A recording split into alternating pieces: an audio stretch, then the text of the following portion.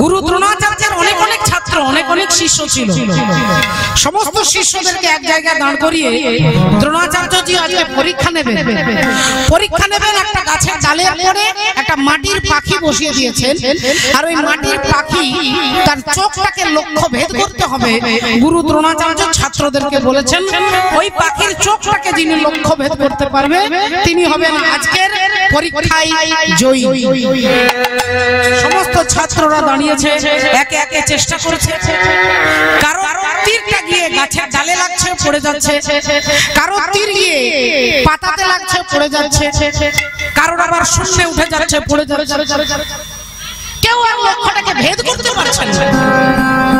গুরু দ্রোণাচার্য দেখলেন যত যত ছাত্র ছিল সব একে একে ফেলিওর হয়ে যাচ্ছে। এমন সময় অর্জুন এসে দাঁড়িয়েছেন গুরুদেবকে প্রণাম করে, আর প্রণাম করে আজকে তিনি কি করছেন, তীরটাকে নিয়ে কিছুক্ষণ স্থির লক্ষ্য রেখে আর যেই তীরটা ছুড়ে দিয়েছেন মা গো রাধে, আর যেই তীর ছুড়ে দিল অমনি পাখির চোখের সঙ্গে তীরটা গিয়ে লক্ষ্য ভেদ হয়ে গেল। খুব খুশি হলেন দ্রোণাচার্যজি, খুশি হলেন যে আজকের পরীক্ষায় ফার্স্ট হয়েছেন অর্জুন। অন্যান্য ছাত্ররা কেউ তালি দিল, কারোর মনে কষ্ট হলো, কেউ একটু হিংসে করলো। এবার গুরুদেবকে তো জানিয়ে দিতে হবে অর্জুন যে পেরেছে, তা কি করে পারলো তার পদ্ধতিটা তো জানাতে হবে। তাই গুরুদেব অর্জুনকে ডেকে বলছেন, বাবা অর্জুন, যে লক্ষ্য ভেদ করতে এখানে অনেক অনেক ছাত্ররা সবাই ব্যর্থ হয়ে গেল, তুমি কি করে লক্ষ্য ভেদ করলে? অর্জুন বললেন, গুরুদেব আপনি যখনই বললেন পাখির চোখটাকে লক্ষ্য ভেদ করতে হবে, তখন আমার চোখটা ছিল কোথায় না সারা পৃথিবীতে ছড়িয়ে। আমি আগে আমার চোখটাকে কন্ট্রোল করলাম, সারা জগৎ থেকে চোখটাকে সরাতে সরাতে সরাতে আমি কি দেখলাম, এই জঙ্গলটাকে দেখলাম। বলে তারপর না ধীরে ধীরে জঙ্গল থেকে চোখটা সরাতে সরাতে যে গাছের উপরে পাখিটা বসে আছে আমি শুধু গাছটাকে দেখলাম। তখন শুধু গাছটাকে দেখছি, আর কিছু দেখতে পাচ্ছি না। তারপর না ধীরে ধীরে গাছ থেকে চোখটা সরাতে সরাতে যে ডালের উপরে পাখিটা বসে আছে আমি শুধুমাত্র সেই ডালটাকে দেখলাম। তারপর না গুরুদেব ধীরে ধীরে ডাল থেকে চোখটা সরিয়ে আমি গোটা পাখির দেহটাকে দেখলাম। তারপর পাখির দেহ থেকে চোখটা সরিয়ে এবার পাখির চোখ আর আমার চোখ যখন একটা জায়গায় কেন্দ্রীভূত হলো, ওই পাখির চোখ আর আমার চোখ যখন একটা জায়গায় কেন্দ্রীভূত হলো, এই তখনই আমি তীরটাকে ছুড়ে দিলাম আর গুরুদেব লক্ষ্য ভেদ হয়ে গেল।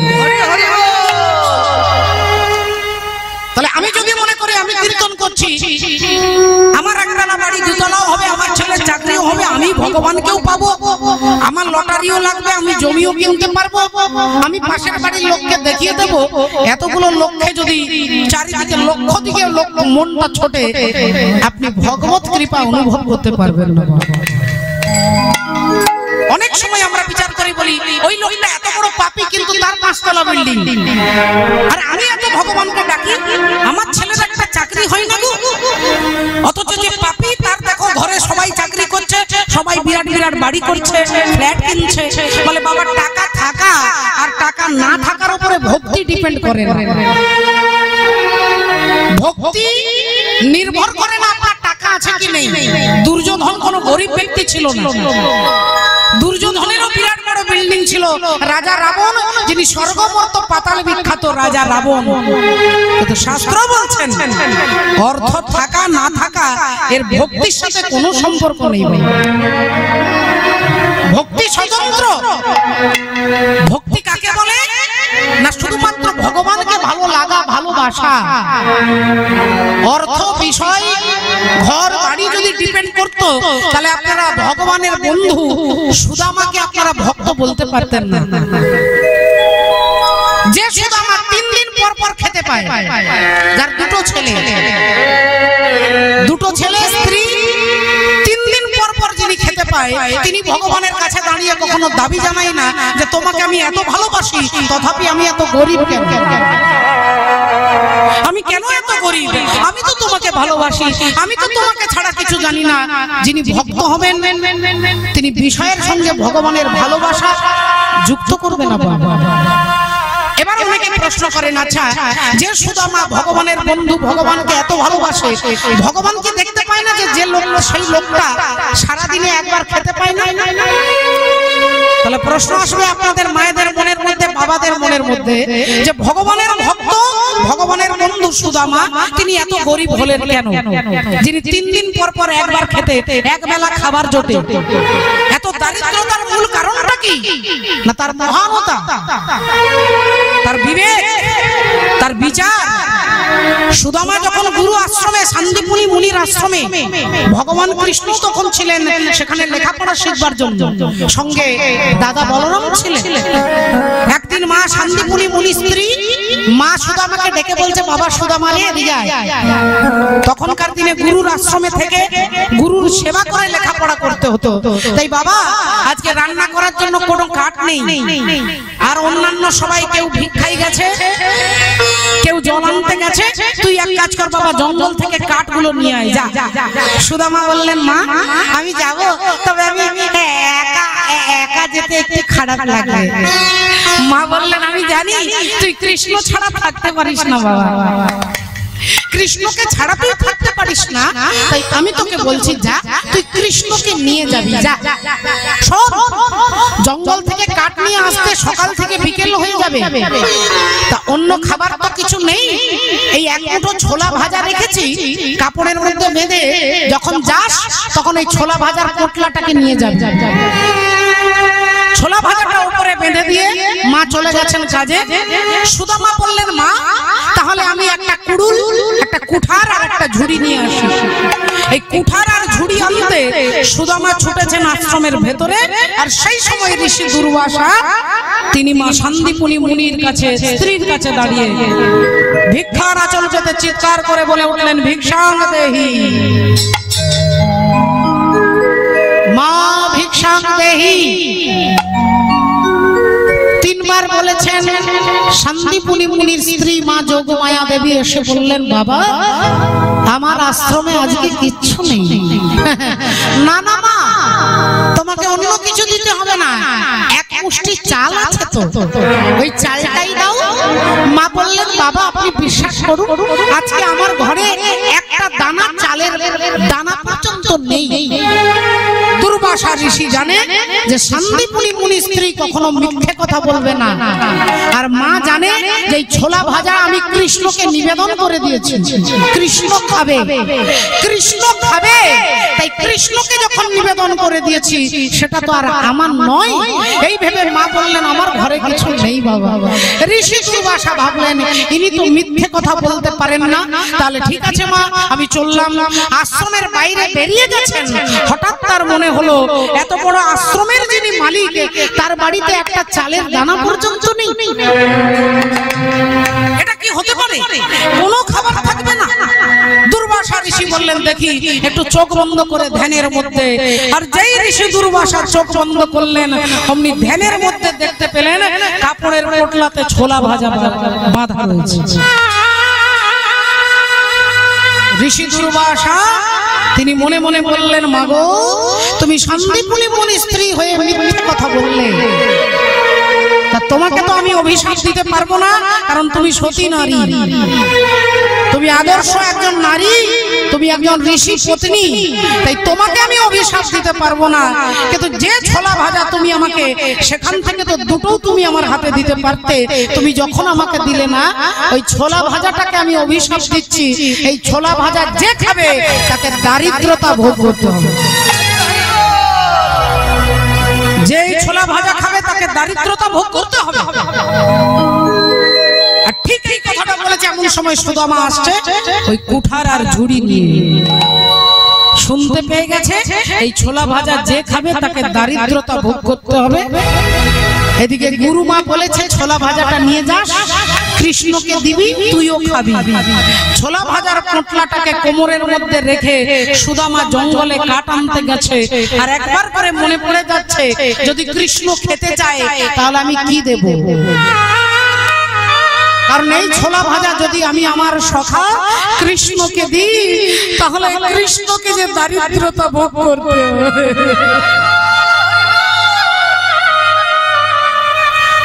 আমি পারবো না, আমি পারবো না যে আমার সখা দারিদ্রতা ভোগ করবে। আচ্ছা, ছোলা ভাজাগুলো নিয়ে তো ফেলেও দিতে পারি, ফেলে তো দিতে পারি, কিন্তু ফেলেও দিতে পারছেন না, কারণ সাধুর বিচার। সাধু জানে এই ছোলা ভাজা যেখানে ফেলে দেব সেখানে কোনো পিঁপড়ে, কোনো পোকামাকড় যদি এই ছোলা ভাজাটা খায়, ওই পিঁপড়ে পরজন্মে আমার তাকে দারিদ্রতা ভোগ করতে হবে। কারণ খাবার কখনো এমনি এমনি নষ্ট হয়ে যায় না, খাবার এমনি নষ্ট হয় না। আপনি যাই করুন না কেন, আপনি ড্রেনে ফেলে দিন তাহলে সেখানে পোকামাকড় খাবে, আপনি মাটিতে পুঁতে দিন সেখানে জীবাণু খাবে, কেউ না কেউ খাবে। অন্ন কখনো নষ্ট হয় না, অন্নকে বলা হয় ব্রহ্ম। অনং ব্রহ্ম রসং বিষ্ণু ভোক্তা দেব জনার্দন এবং ধাত্বা তথা জ্ঞাতা অন্ন দোষ ন লিপ্যতে। অন্ন খাওয়ার, ভাত খাওয়ার এটা মন্ত্র। এই মন্ত্রটা বলে যদি কেউ অন্ন খেতে পারে, বলে অন্নটার ভেতরে, পেটের ভেতরে গিয়ে ইনডাইজেস্ট কখনো হবে না বাবা। এই খাবার, এই অন্ন আপনাকে শক্তি দেবে, শক্তি সঞ্চয় করবে, কারণ অন্ন হচ্ছে ব্রহ্ম। তাহলে খাবারটা ফেলে দিলে হয় কোনো পিঁপড়ে খাবে, তাকে দারিদ্রতা ভোগ করতে হবে। তাহলে কেউ দারিদ্রতা ভোগ করুক এটা সুদামা চাই না। তাই সুদামা দেখলো কৃষ্ণ দূরে কাঠ আনতে গেছে, আর সেই সুযোগে ওই ছোলা ভাজাগুলো নিজে খেয়েছেন। ওই ছোলা ভাজা তিনি নিজে খেলেন, শুধু কৃষ্ণকে দারিদ্রতা ভোগ করতে দেবে না বলে। আর তার জন্য ভগবান কৃষ্ণ আজ পর্যন্ত উদাহরণ নেই যে ভগবান কাউকে কখনো দ্বারকার সিংহাসনটাতে ছেড়ে দিয়ে সুদামাকে সিংহাসনে বসিয়ে আর সুদামার চরণগুলো ধুয়ে দিচ্ছেন। কেন না, ভগবান জানে যে এই সিংহাসনটাই আমি বসতেই পারতাম না তুই যদি কৃপা না করতিস। তুই যদি কৃপা না করতিস, তোর যদি দয়া না হতো, এই দ্বারকার সিংহাসনে বসার অধিকার আমার ছিল না, কারণ আমার দারিদ্রতাটা তুই নিয়েছিস। তাই সুদামা ভগবানের কাছে কিছু চাননি, তা বলে কি সুদামাকে ভগবান কিছু দেননি? শ্রদ্ধেয় বাবা ঠাকুর, সুদামা যেদিন এসেছিলেন ভগবান চরণটা ধুয়ে বলছে, তোর মতো ভক্তে আমি জড়ায়ে ধরি,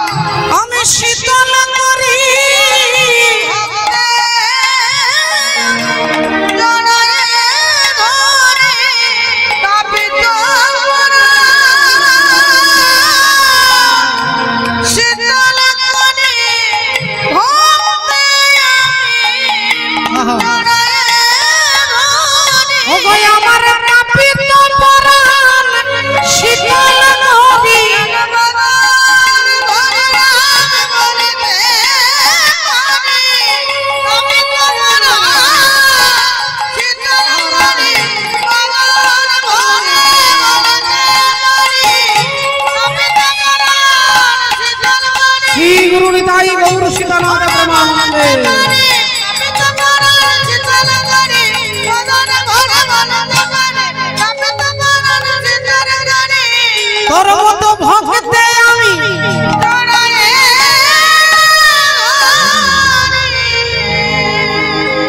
তাহলে ভক্তের এত ক্ষমতা আছে যে ভগবানের কর্মফলটাকে তিনি নিয়ে নিতে পারেন বাবা। তাই আপনার টাকা আছে কি নেই এটা আপনার পূর্বজন্মের স্বীকৃতি। পূর্বজন্মে কোনো পুণ্য করেছেন, কোনো দান ধ্যান করেছেন, এজন্যে আপনার পাঁচতলা বাড়ি হয়েছে। তার মানে এই নয় যে আপনি পাঁচতলা বাড়ির মালিক বলে, আপনি কীর্তনিয়া বলে। পূর্বজন্মে যদি থাকে স্বীকৃতি সঞ্চয়, ইহজন্মে হয় তবে সাধু গুরু বৈষ্ণব উপচয়। ভক্তি জিনিস আলাদা, ভক্তি মানে ভালোবাসা। চৈতন্য ভগবান, ভগবানকে ভালোবাসতে হয় কি করে এটা জানানোর জন্য আসছেন। কি বলছেন পদকর্তা এক পাশে দাঁড়িয়ে, আর কবে নিতাই চাঁদ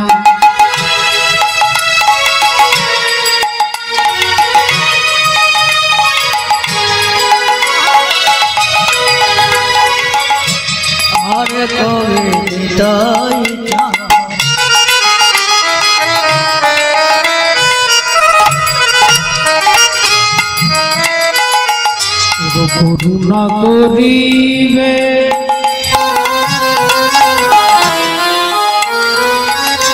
করুণা করিবে করুণা করিবে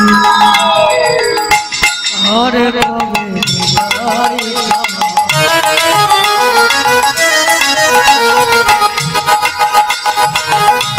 করুণা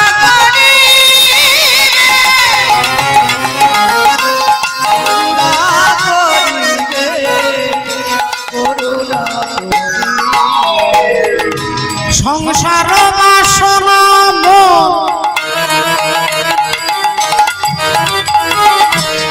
কবে তুচ্ছ হবে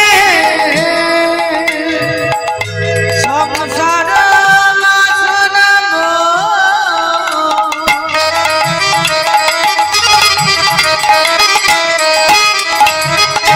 কবে তুচ্ছ হবে হরি বলে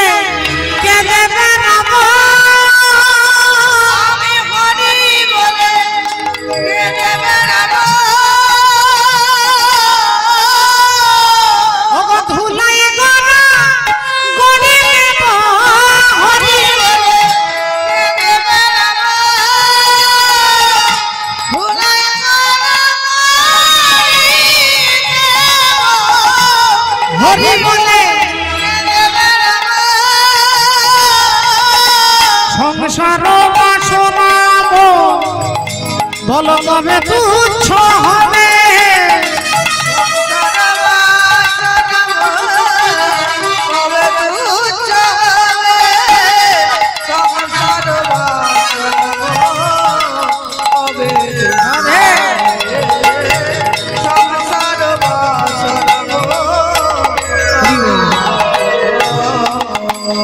ভক্তিমতী মায়েরা যে আমরা 84 লক্ষ জনই ভ্রমণ করছি আসছি আর যাচ্ছি আসছি আর যাচ্ছি ভেতরে কোথাও যদি কামনা থেকে থাকে আপনাকে আবার আসতে হবে আমরা অনেক সময় দেখি মন্দিরে যদি কেউ 500 টাকা দেয় তার নামে একটা পাথরে লিখে দেন অমুক বাবু 500 টাকা দিয়েছেন দাতা অমুক বাবু বলে পাথরটা চিটিয়ে দেন হয় সিঁড়িতে নইলে পাঁচিরে স্বামী রামসুখ দাসজি বলছেন ওই পাথরে আপনি যে 1000 10,000 50,000 দিয়েছেন আপনার নামটা যখন পাথরে খোদাই হয়ে গেল ওই পাথরটা মন্দিরে যতদিন থাকবে আপনাকে ততবার এই জগতে আবার আসতে হবে যতদিন আপনার নামটা পাথরে লেখা থাকবে ততদিন আপনাকে আসতে হবে স্বামী রামসুখ দাসজি বলছেন তাই দান সব সময় গোপনে হবে কিন্তু আমার মতো দুর্ভাগ্য যে আমি মাইক্রোফোনে প্রচার করতে ভালোবাসি সবাই শুনুন আমি 10,000 টাকা দিয়েছি এই যে ভেতরে কামনা আমার প্রতিষ্ঠান লোক আমাকে সবাই বলবে এই ব্যক্তিটা 10,000 টাকা দিয়েছে এই যে জড় জগতের প্রতি আমার আসক্তি আমাকে বারবার আসতে হবে এই মাইক্রোফোনে আমার কথা আপনারা শুনছেন দূর দূর থেকে সবাই শুনছে আমার আওয়াজটা আপনাদের ভালো লাগছে এই মাইক্রোফোনটার জন্য কিন্তু মাইক্রোফোন যদি নিজে থেকে একটা আওয়াজ বার করে এই যে হচ্ছে মাইক্রোফোন যদি আওয়াজ বার করে আমরা সঙ্গে সঙ্গে সুইচটাকে তার কানটা মুলে দিয়ে তার আওয়াজটাকে বন্ধ করি তাই নিজের আওয়াজটা ভালো নয় ভগবান আপনাকে দিচ্ছেন আপনার ভেতরে বিবেক রূপে তিনি জাগ্রত হচ্ছেন আপনি দিচ্ছেন আপনি যদি নিজের থেকে নিজে ক্রেডিট নেন যে আমি দিয়েছি এটা হচ্ছে নিজস্ব আওয়াজ আর এই আওয়াজটা কখনোই ভালো লাগবে না টেপ আপনি রেকর্ড বাজাচ্ছেন মান্নাদের গান শুনছেন টেপ যদি নিজে থেকে একটা আওয়াজ বার করে আমাদের বিরক্ত লাগে মাইক্রোফোন যদি আওয়াজ বার করে আমাদের বিরক্ত লাগে তাহলে দিচ্ছেন কে না পরমাত্মা তিনি মাঝখান থেকে আপনি চিৎকার করছেন আপনার আওয়াজ বার করছেন বলে এটাকে বলে অহংকার আর এই অহংকার এই কামনা এই প্রতিষ্ঠাই আপনাকে বারবার এই জগতের মাঝে নিয়ে আসে 18 দিনের কুরুক্ষেত্রের যুদ্ধ শেষ হয়ে গেছে মা গান্ধারী মনে মনে চিন্তা করছে আমার একটা নয় দুটো নয় 10টা নয় 20টা নয় আমার 100টা ছেলে আমার 100টা ছেলে কুরুক্ষেত্রের যুদ্ধে গেছে কিন্তু আমি বুঝতে পারছি না আমার একটাও ছেলে ফিরে আসছে না কেন আমার ছেলেরা তো কেউ কাপুরুষ নয় আমার ছেলেরা তো কেউ ভীরু নয় আমার ছেলেরা তো কেউ দুর্বল নয় তাহলে আমার ছেলেগুলো আমার কাছে ফিরে আসবে, আমাকে বলবে আমি জয়লাভ করেছি, আমার গলাটা জড়িয়ে ধরবে, আমাকে মা মা বলে বিজয়ের আনন্দ উল্লাস করবে। তা না করে একটাও ছেলে ফিরে আসছে না কেন? এই মা গান্ধারী ছুটতে ছুটতে যাচ্ছে কুরুক্ষেত্রের মাঠে। আর কুরুক্ষেত্রের মাঠে গিয়ে তিনি চমকে গেলেন, শুকনো মাটিটা রক্তে ভিজে লাল হয়ে গেছে। চারিদিকে লক্ষ লক্ষ মরা মানুষ পড়ে আছে। দেখে কারো একটা হাত নেই, কারো একটা পা নেই, কারো নাড়ি ভুড়িগুলো বেরিয়ে গেছে, কারোর মুন্ডটা নেই। এই অবস্থায় মা গান্ধারী দেখে সহ্য করতে না পেরে চিৎকার করে ছেলেদের ডাকতে লাগলেন, ওরে দুর্যোধন,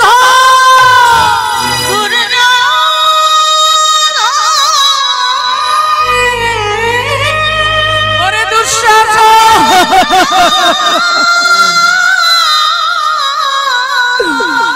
একবার সাড়া দে বাবা, একবার সাড়া দে, একবার আমায় সাড়া দে, দেখা দে বাবা, একবার দেখা দে। মা গান্ধারী হতাশ হয়ে মনে ব্যথা নিয়ে ছেলেদের নাম ধরে চিৎকার করতে করতে যাচ্ছেন। হঠাৎ দেখতে পেলেন তার প্রিয় পুত্র দুর্যোধন মরে পড়ে আছে। যেই মরা ছেলেটাকে দেখেছে অমনি ছুটে গিয়ে গান্ধারী দুর্যোধনের মাথাটা কোলে নিয়ে কেঁদে কেঁদে বলছে, বাপ দুর্যোধন, একবার কথা বলবো, একবার কথা বল, কথা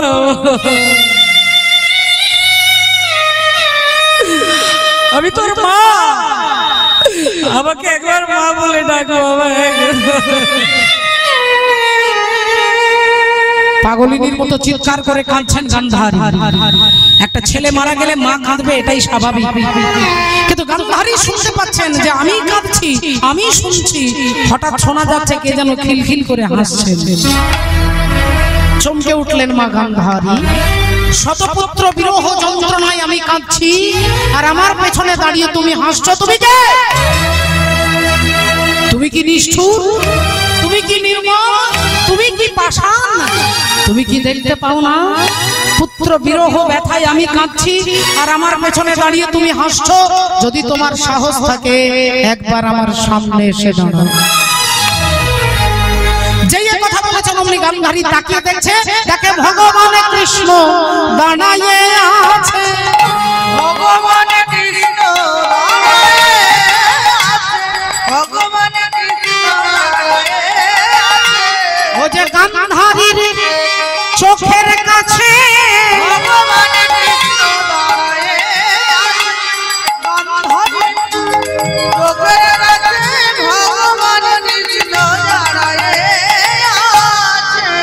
যোগী যারে যোগে পায় না, ঋষি যারে ধ্যানে পায় না, অনন্ত কোটি জীব যাকে সাধনা করে পায় না, সেই পরমাত্মা পরব্রহ্ম ভগবান তার চোখের সামনে দাঁড়িয়ে আছেন।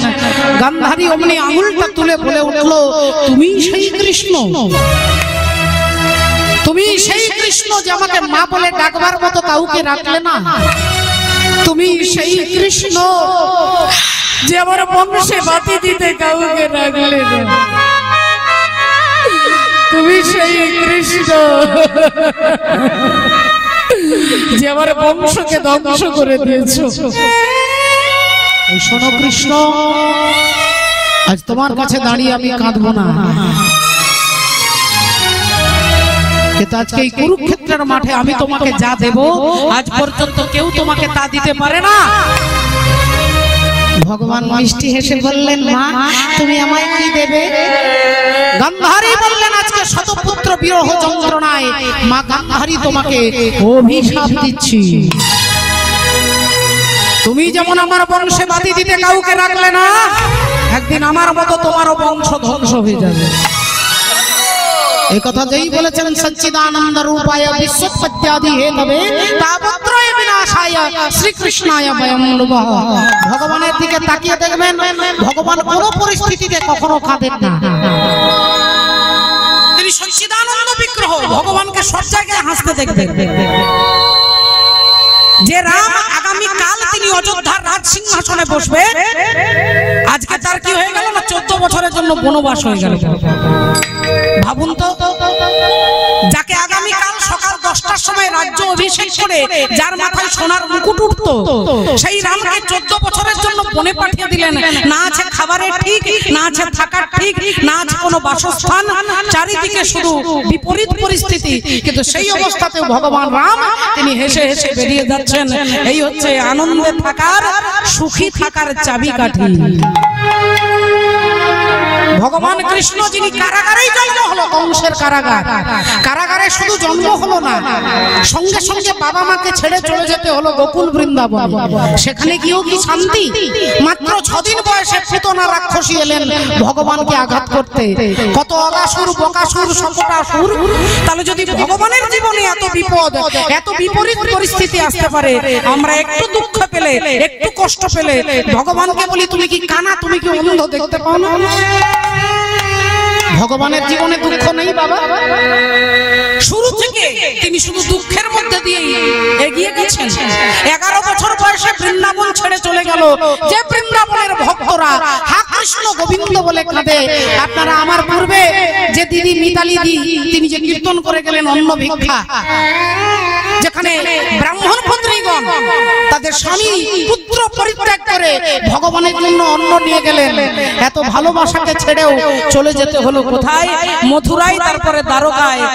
যার জীবনে এত কঠিন পরিস্থিতি, সেই ভগবান সদা সর্বদা হাসেন। তিনি শিখাচ্ছেন যে দুঃখ আর সুখ চক্রবৎ পরিবর্তন্তে সুখানি চ দুঃখানি চ। আপনি আজকে দুঃখে আছেন, আপনি অপেক্ষা দুঃখ করবেন না, কিছুদিন অপেক্ষা করুন, আপনার আনন্দ আসবে। আপনি আনন্দে আছেন, আপনি অপেক্ষা করুন, আপনার জীবনে দুঃখ আসবে।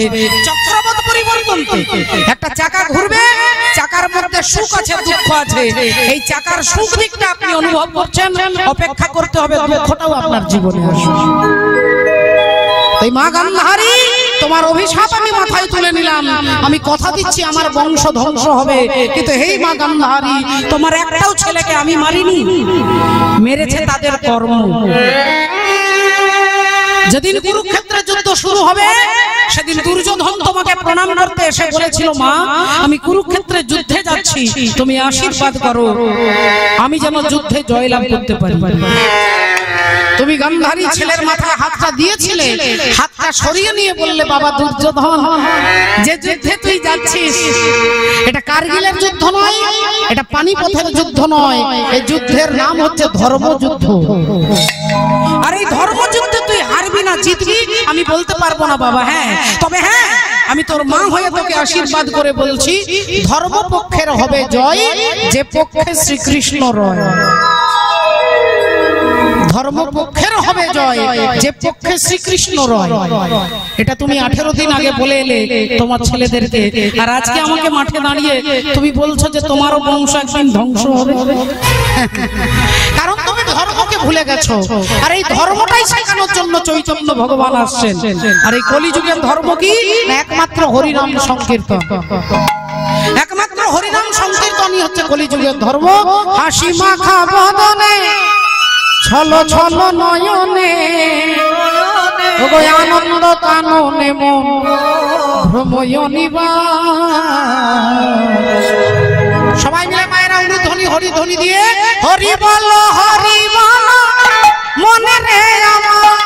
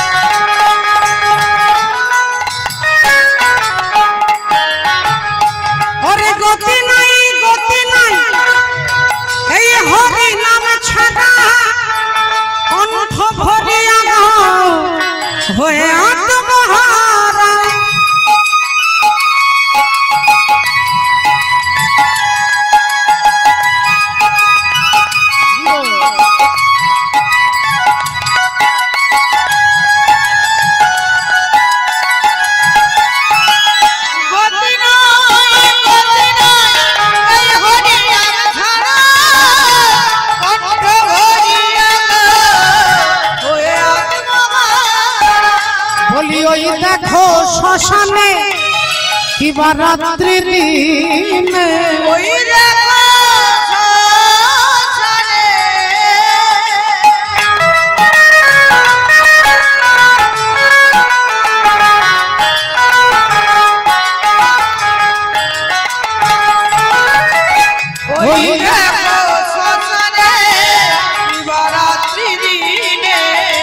পুড়িতেছে মানুষের কত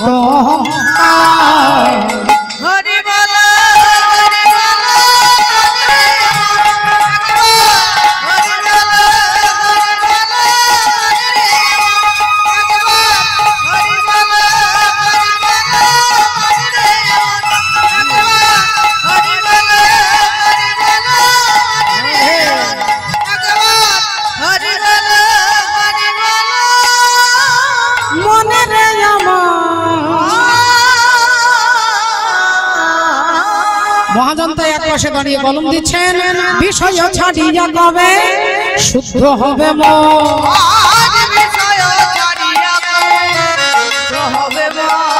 আরে কবে হবে সেই মধুর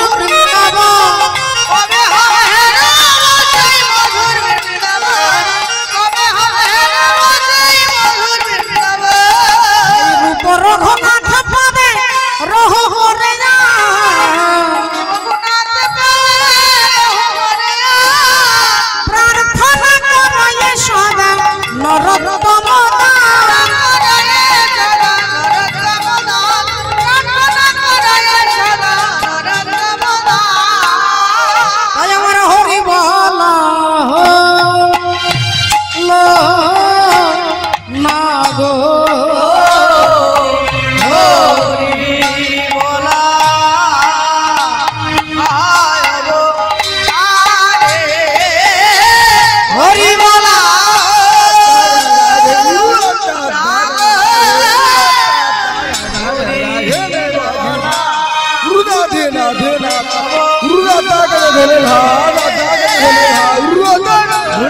धरे धरे धरे धरे गुरुनाथ धरे धरे गुरुनाथ धरे धरे धरे धरे धरे धरे धरे गुरुनाथ धरे धरे धरे हाँ धरे धरे गुरुनाथ हाँ बोले गुरुनाथ हाँ बोले गुरुनाथ हाँ ना गुरुनाथ धरे धरे गुरुनाथ धरे धरे धरे धरे गुरुनाथ धरे धरे गुरुनाथ धरे धरे धरे धरे धरे धरे गुरुनाथ धरे धरे गुरुनाथ हाँ धरे धरे गुरुनाथ धरे धरे गुरुनाथ हाँ बोले गुरुनाथ हाँ हाँ बोले गुरुनाथ हाँ गीत करे जा गीत करे जा गीत करे दे ना जा गीत करे जा गीत करे जा गीत करे ताकि तेरे गुरु दे दे गुरु जा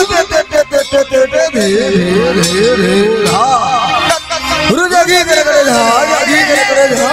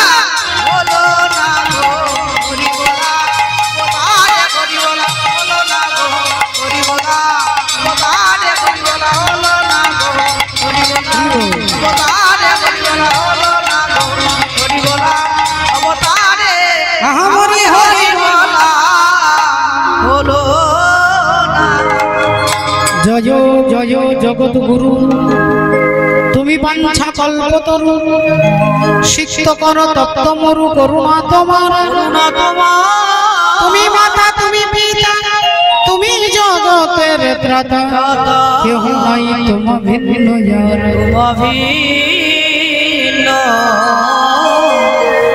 চলুন এতক্ষণ আমরা ভগবান গৌর সুন্দরের চরণ আশ্রয় করেছিলাম। আজকে যার কথা শুনবো, শাস্ত্র বলছেন মুচি হইয়া শুচি হয় যদি কৃষ্ণ ভজে, আর শুচি হইয়া মুচি হয় যদি কৃষ্ণ ত্যাজে। ভগবানের ভজনটাই বড় কথা। ব্রাহ্মণ হয়ে যদি বলে ভগবত ভজন করতে না পারেন, শাস্ত্র বলছেন তিনি নীচ। আর যাকে আমরা নীচ বলি তারা যদি গোবিন্দের ভজন করে তাহলে তারাই হলেন উঁচু। আমি আপনাদের কাছে বানিয়ে কথা বলছি না। চণ্ডালোপি মুনিশ্রেষ্ঠ হরিভক্তি পরায়ণ হরিভক্তি বিহীনিষ্ঠ দ্বিজোপি স্বপচাদ।